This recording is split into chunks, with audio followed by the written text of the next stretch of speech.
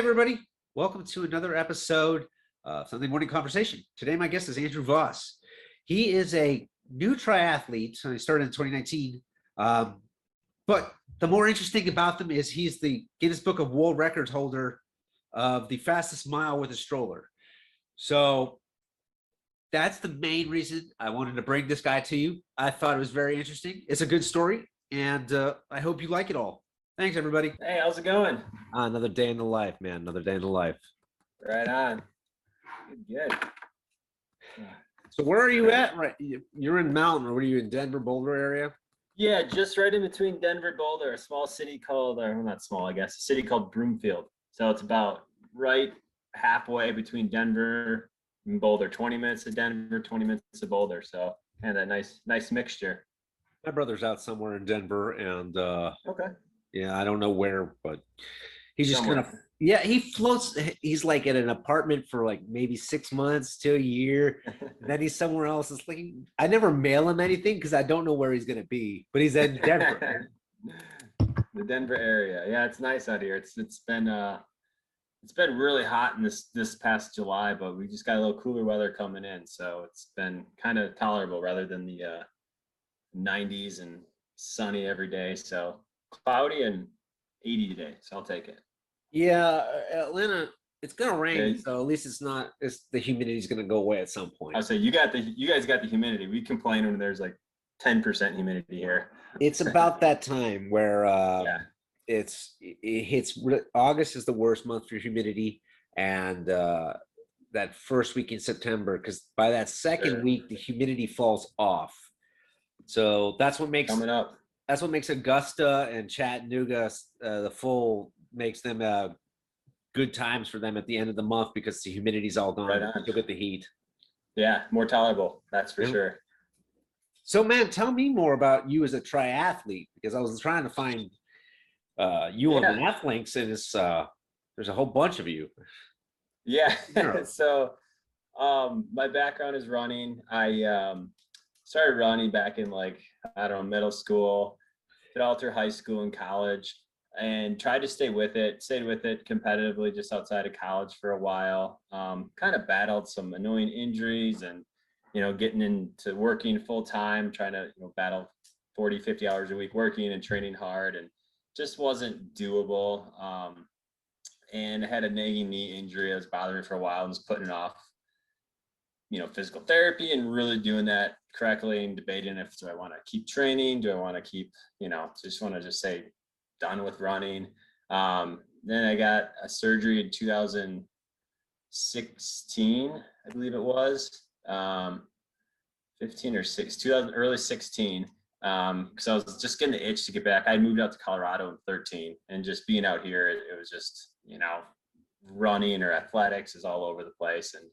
And so I just really wanted to get back into running. So got surgery done on my IT band on my knee, and it seemed to be going good, but it was just kind of always after when I got up around like 45, 50 miles a week, it was starting to bother me again. And my wife was like, why don't you just try triathlons? Like, you're never going to be as fast as you were, in college. So I was like, I'll just give it a shot. So I signed up for one, 7 weeks out.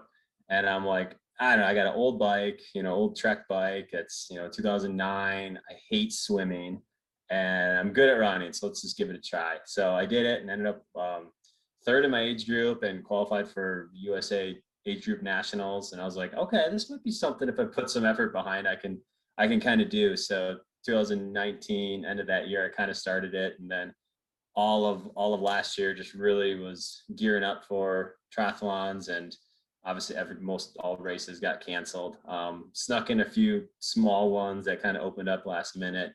And so yeah, just kind of got into it that way. Got a tri bike, got myself in a swimming pool, which I hate, back and forth on the 25 meters. It's a mental game for me. So have a swim coach, and I've been working through that pretty good. And so yeah, it's been actually really fun and really enjoyable switching gears to triathlons rather than running every day. So it's been fun. And I have the race I've been training for is the age group nationals, and that's coming up this Saturday actually. So So I'm kind of on my taper now for this, and really gearing up for this race Saturday. Now, I see your kids here. That makes me want to talk about the most interesting thing about you. How did you become the world record holder with the fastest mile with the stroller? Yeah, that's this little guy too. Just ran up here. I was trying to keep him downstairs from. This is Bodie. Yeah. So when I was training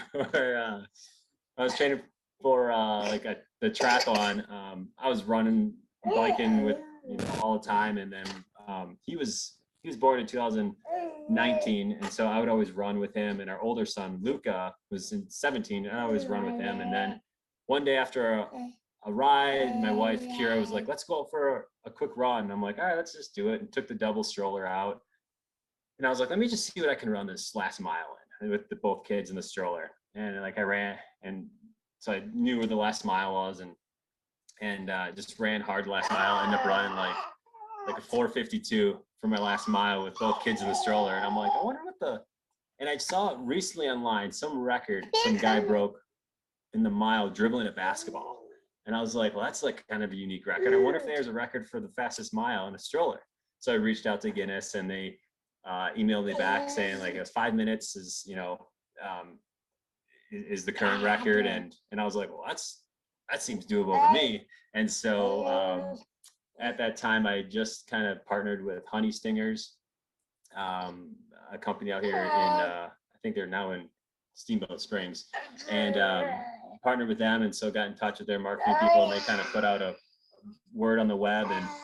And then all of a sudden, strollers were just showing up at our house left and right. We looked like the Brady Bunch. We had like 8 strollers in our garage from different companies. And so it was kind of fun to do that. And then did some triathlons last, end of 19 or end of last year. And then decided to break the record or try for the record in October. And it was I really didn't want like a big crowd there, because I was just kind of burned out from training, and I was just like kind of just doing enough just to get through the motions. And so all of a sudden I show up at the track, and there's like TV crews there, photographers, and I'm like, all right, well, we're gonna have to give it a go this day. And it was windy, and it was like 22 degrees, and Sunto, the company I was on for that sponsored me for the watches, they showed up with their one of their marketing guys to do a live feed on their channel. And I'm like, oh man, this is quite a bit more than I expected. So ended up running 4:57. It was a lot of fun. It was just fun to share with this little guy too, and have a bunch of friends and family there to cheer me on and support me in the process. So it was a lot of fun. What did he weigh at the time? How much extra weight were you lugging around in the stroller? He weighed 19 pounds at the time. And then the stroller I used was a Bob Gear. It was a All Terrain Pro, and I believe that stroller was about 33 pounds. And so we were pushing quite a bit of weight through that. It wasn't the lightest stroller, but it seemed like to have a pretty good roll, good roll resistance, or good roll on it compared to the other ones I tried. So and I'm going to try the attempt again, probably end of September or early October again of this year. Try it again with him. He weighs a little more now, but I was gonna say, is the record going to be separated into like weight classes, which for how much you pushed, whether it's like 15, 20, like, because that's not fair for somebody who's hauling around a baby that's 19 versus one that's 12. Yeah, and so there is right now. There's no weight classes for that. There is, when I got the okay to do it by Guinness, they sent me like this list of what I had to do or what had to be checked off, because they couldn't send a representative out last year. And so it was just like, I had to get an official track. So I had to contact the athletic director of the track I used to have him verify that it was, a legit track that was verified for, it was 400 meter. Well, actually it was a true mile. So I had to have it measured out by somebody else for a true mile rather than a 1600. I had to have every witness. I had to have like a bunch of witnesses there that weren't related to me, that knew kind of how to run, or the new running background. different timers, different people taking videos. And then someone had to film me going around the whole track because all 3 wheels have to remain on the ground at one time. Your hand, you used to have one hand on the stroller at all times as well. And there has to be they said a live human in the stroller. So you can't just put a stuffed animal in there and call it good. So they didn't say specify weight, but a lot of stroller companies said that the child had to be, their safety regulations were, either 6 months or 8 months of age to be running in the stroller. Okay, so like my joke was about how you had to saran wrap them to really secure them in there. Yeah. Like, did they have a seatbelt or like what was like? Yeah. You're gonna be running really, really fast. It seems like it would be a bad thing if you kind of crashed. Yeah, every stroller company required the kid to be strapped in. They didn't want to be liable for it. So yeah, he was strapped in there pretty good, pretty tight. And then I also had to have the safety strap on my wrist. They wanted me to wear that as well. So yeah, because we're running a 5-minute pace. So what is that, 12 miles an hour, I think it is, maybe. I remember, I think so. Yeah, we're moving pretty good, especially around turns and stuff. It was he loves it though, so he probably wanted me to go faster. Would you prefer to do it on the road rather than on a track? So I could do it on the road. It was a little more logistically harder. Track, I didn't have to have. I just had to verify that it was, the track was legit. On a road, I had to get a surveyor to survey the distance because you can't use a GPS watch or rely on. Yeah, you can't rely on a GPS watch or a car odometer. You had to get a surveyor to come out, and then it had to be the gradient couldn't be a decrease. I think it was like 1 foot every thousand feet. So essentially, it couldn't be a total downhill of 5 feet. It had to be less of 5 feet, and there had to be a wind gauge at the start and the finish to kind of make sure you're not have a 30-mile-an-hour tailwind helping out. So on a track, you didn't need a wind gauge. You just needed one document that said this track is certified 400-meter track, and you measured out the remaining distance for a true mile, and it was easier that way. And yeah, everybody could be in one spot too, so I didn't have to have a starting point and a finishing point. So what like? Do you have a clip of how it's played out on the news? Like, did you say like a 30-second clip? There is a clip. There's a couple clips out there. I think Denver News was there. I think Channel 9 News was there. They were the ones that came and filmed. I don't know. I can't remember if it's an ABC or NBC station. So they were there to film. A couple photographers from Boulder showed up, and then, like I said, Sunto with their marketing guy for their live feed on their Instagram and Facebook channels. So, and he was the one that was following me around on the track, so everybody got to watch that. And it was cool. There's thousands of people that logged in to watch it, and I had no idea how many people were going to log in. And so I was thinking like, some friends and family. And then when I saw he was like, hey, there's like 2,000 people logged in right now. I'm like, oh my gosh, all right, it's gotta happen, I guess. You should take advantage of it and run it at sea level. That's what I was thinking. And so I think this next attempt I might try to do that, because it's what do they say? It's 5 seconds, 4 or 5 seconds or something like that. And so, yeah, I might do that. This I've been contemplating that this time. The company I'm going with a different stroller for this next attempt. It's called Bumble Ride. And they're out in California. So I might either think of heading out that way and doing it kind of close to them, or possibly I grew up back in Wisconsin, so I might head back to Wisconsin to try it there. So we'll see. Now, did they give you any stipulations about the stroller? Like it had to be, it couldn't be one of a kind, a one-off thing, that it had to be something you had to buy off a rack? Yep. So it has to be commercially accessible for, I think, at least 3 months. So you couldn't have the customizations of it. I had to get approval of the stroller before I even did the attempt. And then I did take a video and pictures of it to make sure, there's no, electronic motor in it to help, or they had to verify that it's the legit same stroller. I could strip it down, which I did in this one too. I took off the canopy and the under carriage of the stroller were extra packaging. Oh my God, that would have been a holding. parachute. Yeah, because those things just, I mean, once that canopy comes open, that thing just, is a parachute. And so I stripped that down basically just to the bones in the seat, just enough for him to sit in there. And that's all okay, because those are essentially, they call it accessories. But yeah, I couldn't have like, you know, a one-off company make me a carbon fiber stroller that has 18-inch back wheels and a 16-inch front wheel. It had to be a commercialized, you know, one on the market. So keep it fair, I guess. Yeah. Imagine having to do that, just like 25 years ago. What kind of stroller? Oh my you would have? gosh. It would be a A death steel roll. stroller. Yeah, steel stroller with the little like 4-inch wheels. Yeah, it's probably like a roll cage more than anything. Yeah, that you would have to be saran wrapped too. Yes, probably. So Definitely. what have you decided to do this season? What's that? What have you decided to do? Races or any plans this season?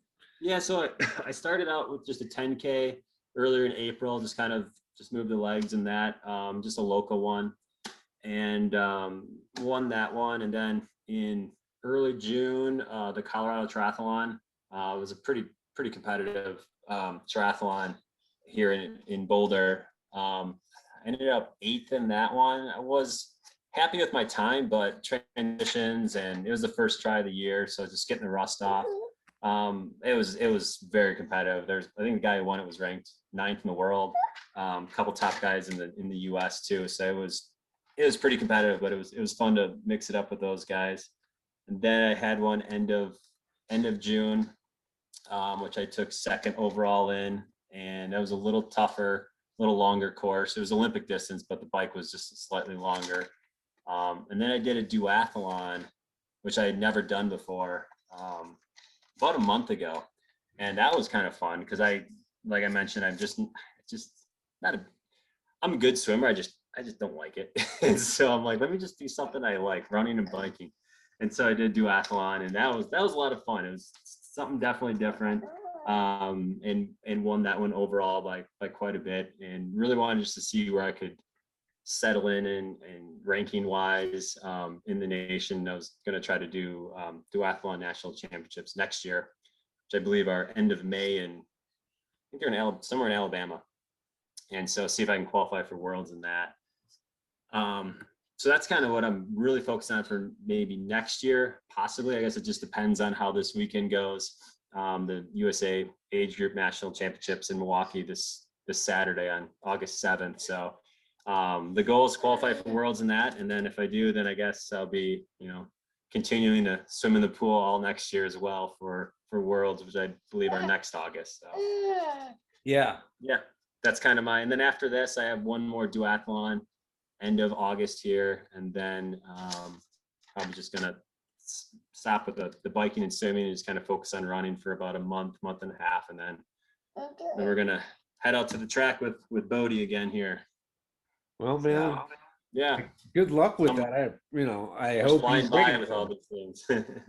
Yeah, I guess you had to haul a stroller. If you go do it at sea level, you then have to haul a stroller there with you, unless they meet. Yeah, and then Bumble Ride. The good thing is with stroller, it's free to travel with the stroller, so that's always nice. And Bumble Ride has a pretty nice traveling case that they gave us to use. So yeah, they make it pretty easy to travel with the stroller. So I'm pretty excited to do that if and when we take it to sea level, or not 52 or 5,400 feet, whatever we're at right now. Yeah. Well, hey man, thanks for joining me today. I appreciate it. Absolutely. Yeah, absolutely.